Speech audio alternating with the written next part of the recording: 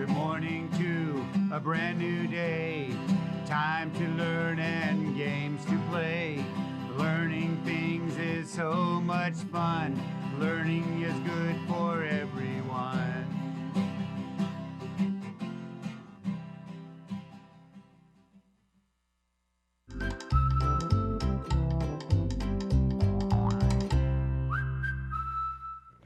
Good morning, second grade. Happy Thursday. My name is Mrs. Vane. I'm so excited to have you here with me in our PBS classroom so that we can become amazing readers and writers. And I know you guys are amazing at becoming amazing readers. Remember, this week our focus is on writing. So join me all this week. We're almost done so that we can focus on our writing skills. Okay, I have another book to share with you guys, and boys and girls, this is another favorite book of mine, and I know I say that a lot, but because we're working with our grammar skills and our writing skills this week, remember all my books are focused on our grammar and our grammar skills, and this is a book called not punctuation, it's a type of punctuation. What type is it? It's a exclamation mark. So the title of this book is called Exclamation Mark. And guess what? Exclamation Mark was trying to find his place of the periods, and he just didn't belong until he had a friend to help him. And then he found his purpose. Because remember, when you have an exclamation mark, what do you need to do? Say it with feeling. So he started off slow by saying hi. And then he goes to wow. And then he goes to yippee! This is fun! Way to go! Bravo! Isn't that amazing? So he found his purpose. Don't forget to use exclamation mark when you are, that's right, have lots of feelings. It's a great book to read, boys and girls. So you can try to see if you can find it at your county library or on the Sora Reading app. Now, speaking of Sora, let's quickly go through our countdown. Let's see which school came in our second place spot of the most checked out books in Fresno Unified. So, second place, let's see if it's your school. Roosevelt High School. Awesome job. You guys are doing a great job reading. Keep it up. Now, boys and girls, don't forget, if you want to see your school on our top countdown, that's right, you have to be reading those books and checking them out on Sora if you have the Sora Reading app. Okay, now boys and girls, all week we have been learning all about our genre writing, which is opinion letter. And boys and girls, I would love to receive a letter from you guys. Tell me what you're doing. Tell me what you're learning. Do you see the address below? Send it below or email me, and I'll send you one of these amazing activity books. Isn't that awesome? Yep, it's gonna help make your brain super strong. You're right. Okay, are you ready to get started with our lesson? Awesome, so excited. My words are just all jumbling out of my mouth. Okay, let's start off with our grammar. And today, I'm gonna focus on irregular verbs. So all week we've been working with verbs, right? We learned verbs, we learned linking verbs. Yesterday we learned some helping verbs. Today we're gonna learn some irregular verbs. Let's find out what they are. So, some verbs do not add ed to form the past tense. Okay, now these verbs are called irregular verbs. So we only use these verbs when we're talking about the past, and we don't add an ed. There's only some verbs that changes its form completely. For example, go, we don't add an ed for goed. Nope, we change it to gone. Same thing with do. If it happened in the past, it becomes did.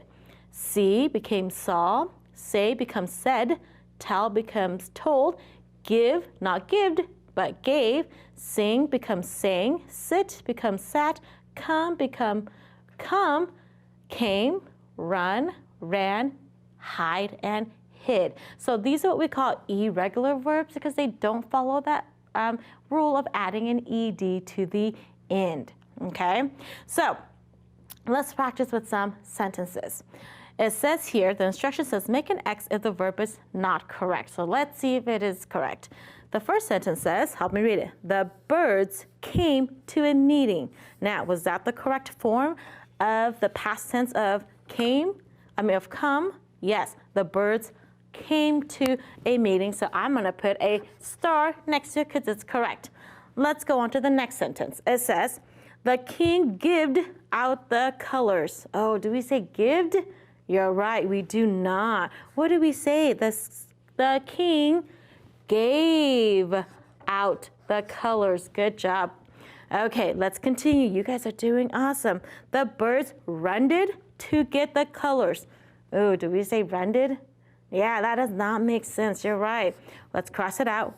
What should we say instead of runded? The birds, good job. I hear you.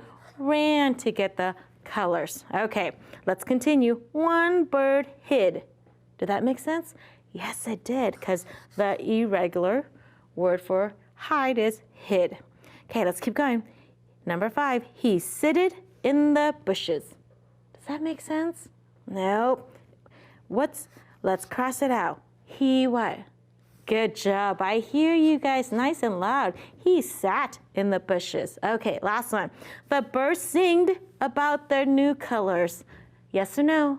Oh, I see you guys giving me a thumbs down. Good job. We don't say singed. He sang. Good job, boys and girls. Remember, these are irregular verbs. So when you're writing and you come across these irregular verbs, make sure to change them into the correct form. Okay. Now, let's work with some book titles for our mechanic focus today. Because boys and girls, when you write to me and you tell me that book that you want me to share with everybody, make sure you're writing them correctly. Did you know there are rules for that? I know, rules for everything. That's why English is so hard. Let's see. So, when you're writing a book title, we need to capitalize the first word, the last word, and any important words in the book titles. I know, that's like almost all the words in the title, I know. And we need to underline all the words in the title of a book. That's how we know it's a book. So here's an example. I read Holidays for Children last night. Notice, holidays capitalized. Children is capitalized. For is what we call, it's not important, so we didn't capitalize it, but you notice it's underlined. That tells me that it's you're right, a book title. Here's another example. Our teacher told us Dance of the Lion was a good book. Now, how do you know Dance of the Lion is a good book? You're right, there's a capital D, capital L, and of and the are not important, so we don't capitalize it, but the title of the book is capitalized. So let's go and practice some book titles. The direction says, read the book titles in the sentences. And correct the book titles in the sentences. Ready? This one says, Charlie is reading a book called Children Near and Far. Now, I did underline it, but what did I forget? Capitalization, you're right. Remember, first word, near. Do you think that's an important word? I think so too. Near. How about and? No. And far? Yes. Good job. How did you do? Awesome. Let's continue to number 2. Holidays and festivals for every month is a good book. Oh, so what's the title of my book? I think it's Holidays and Festivals for Every Month is a Good Book. So that's the name of the book. Now let's capitalize it. Holidays is already capitalized. And good. I see no. Festivals, yes. Good. For, no. Good. Every, yes. Month, good. How did you do? Awesome. Okay, last one. To learn different games, read How Children Play in Other Places. So what's the title of the book? Good. How Children Play in Other Places. Make sure you underline it. Let's capitalize in it. How is the beginning of my title. How Children. Good. Children's an important word. Play. Good. In. Nope. Other. Yeah, let's capitalize it. And places. Okay, how did you do? Awesome job, boys and girls. So when you write that letter to me and you want to recommend a book, don't forget these rules.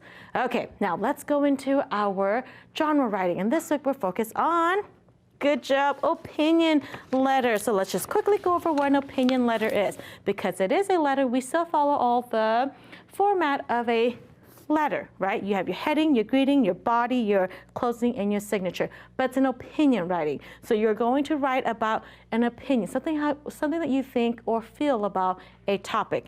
And you're going to give it reasons to support your opinion. You're going to have a concluding sentence, okay? So now remember where we were in our writing process. Okay, so this week We started with the pre-write. That's just getting all our ideas down. We went to the draft yesterday. You were supposed to write your letter now, right? And then today we're going to focus on revising and editing. Remember how I said you can always do the edit without an adult? You just have to reread and check your capitalization, your periods, your punctuation.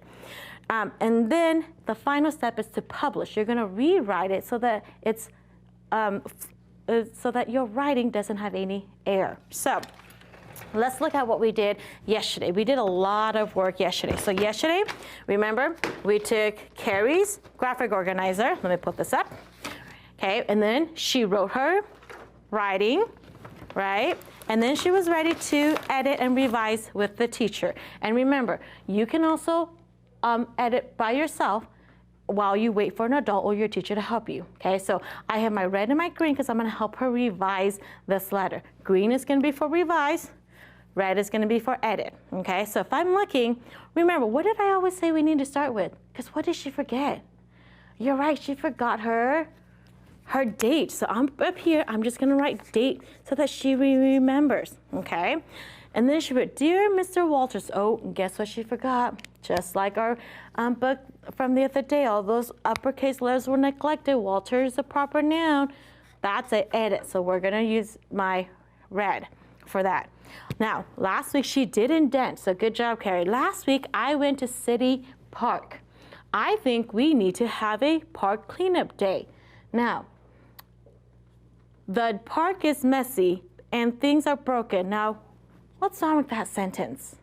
Doesn't sound right, right? So I'm gonna tell her that I think we need to have a park cleanup day. She can either put a period and then start a new sentence, or she can put the word because, okay?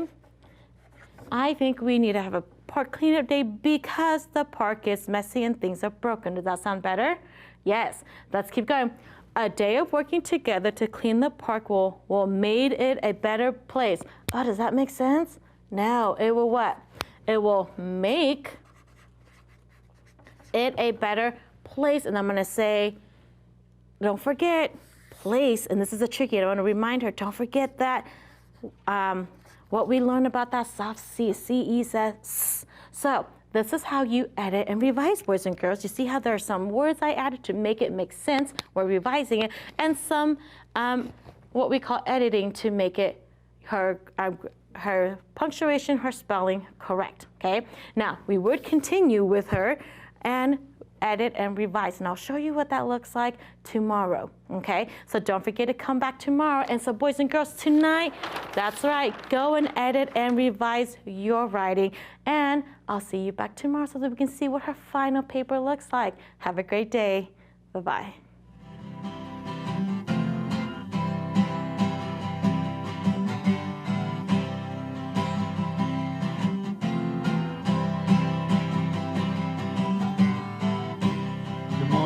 To a brand new day, time to learn and games to play.